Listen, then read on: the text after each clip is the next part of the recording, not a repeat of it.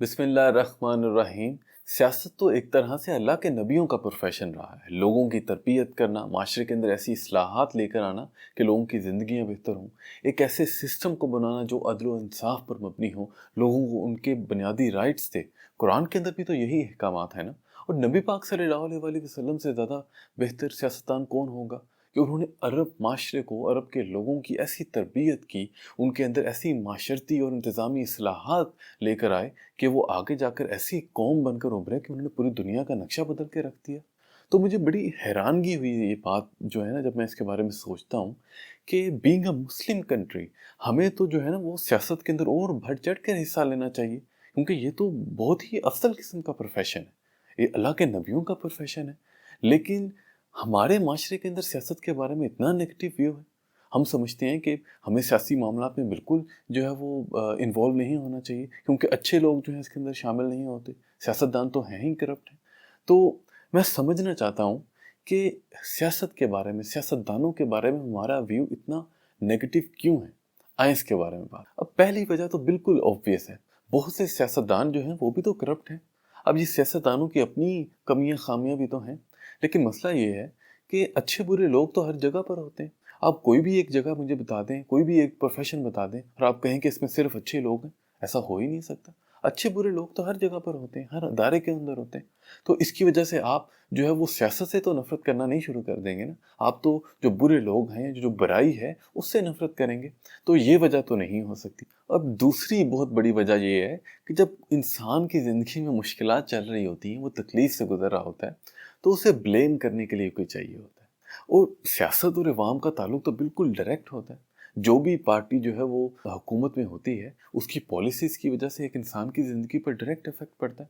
तो एक इंसान के लिए बहुत ईज़ी होता है उन्हें ब्लेम करना। लेकिन अगेन ये वजह भी इतनी बड़ी नहीं है कि इसकी वजह से आप ओवरऑल सियासत से ही नफ़रत करना शुरू कर दें। आप उस हुकूमत के साथ डिसएग्री कर सकते हैं, किसी और पार्टी की तरफ आपका इंक्लाइन हो सकता है, लेकिन आप ओवरऑल सियासतदानों से या सियासत से नफ़रत करना शुरू नहीं कर सकते। इसीलिए मैं समझता हूँ कि कुछ लोगों ने या एक बहुत बड़ी एस्टेब्लिशमेंट ने मिलकर डिलिबरेटली कभी सियासतदानों की अच्छी रेपुटेशन डेवलप होने ही नहीं दी।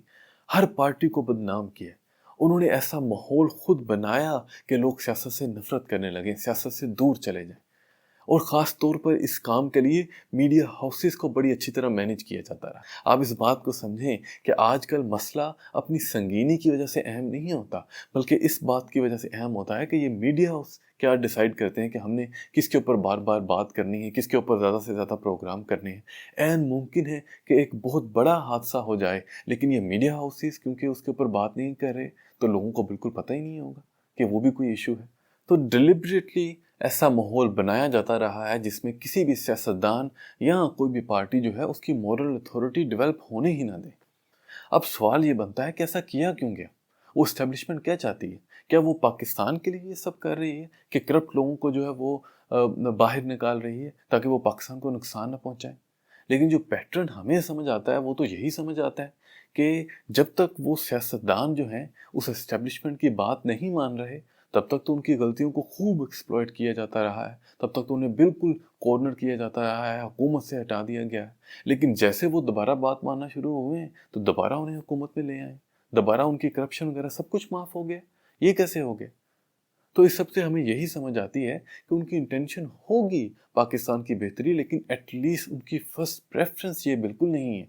उनकी फर्स्ट प्रेफरेंस अपनी खुद की पावर, अपना खुद का जो पाकिस्तान के ऊपर होल्ड है वो है।